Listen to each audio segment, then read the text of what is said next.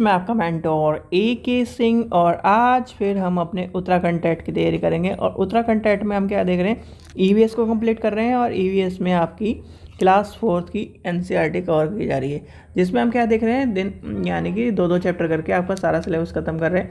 और कहीं ना कहीं आपकी जो ये आपने जिस भी स्टूडेंट ने ये NCERT वाली सीरीज़ कंप्लीट कर ली और जो पेडागोजी आपको बताएगी वो कंप्लीट कर ली, तो ये मान के चलिए 30 में से आपके 30 तक आ सकते हैं जिसने अच्छी तरह से तैयारी करी है। क्योंकि इसके बाद हम देखेंगे अपना मॉक टेस्ट सीरीज़ और प्रैक्टिस टेस्ट सीरीज़। तो चलिए शुरू करते हैं आज की क्लास।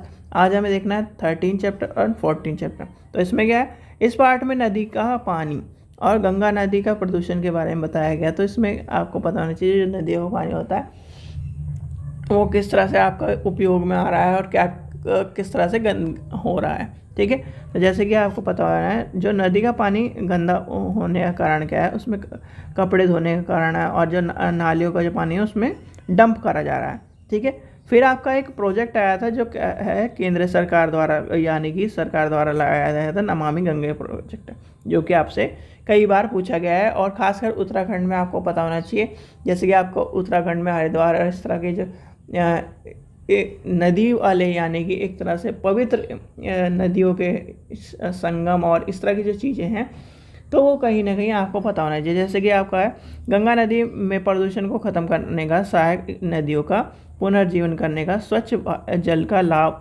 देशवासियों को तक पहुंचाने के लिए नमामि गंगे कार्यक्रम शुरू किया गया था। और इसमें नमामि गंगे कार्यक्रम किसका, केंद्र सरकार योजना थी और ये 2014 में शुरू करी गई थी। ठीक है, इसमें क्या था, पानी को साफ़ करना और सबसे अच्छा तरीका क्या है साफ़ करने का, उसे उबालना। एक आपका है फिटकरी। ये दोनों क्वेश्चन आपसे पूछे गए, ये वाला क्वेश्चन पूछा गया और ये वाला क्वेश्चन भी पूछा गया। ठीक है, इसमें से ये तीनों दे देगा और ये दे देगा 1, 2 और 3 सही है, 1, 2 सही है, 1, 2, 3 सही है, इस तरह से पूछते हैं। ठीक है, तो ये आपको पता होना चाहिए। चलिए फिर नेक्स्ट चैप्टर है आपका बसवा का खेत। तो इसमें आपका क्या है, कहीं ना कहीं बस एक चैप्टर का क्षेत्र के बारे में पूछा गया है, तो ये आपको पता होना चाहिए।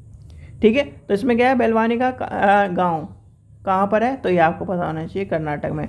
जितने भी गांव हैं, जितने भी आपके NCERT में गांव या फिर इसके क्षेत्र के बारे में कि ये कौन से स्टेट में, किस स्टेट में, तो ये भी आपको पता होना चाहिए क्योंकि इससे भी क्वेश्चन पूछे गए हैं। ठीक है बच्चों, चलिए आशा करता हूँ आपको वीडियो पसंद आई। वीडियो पसंद आई तो लाइक करें, चैनल को सब्सक्राइब करें, वीडियो को ज़्यादा से शेयर करें। Thank you.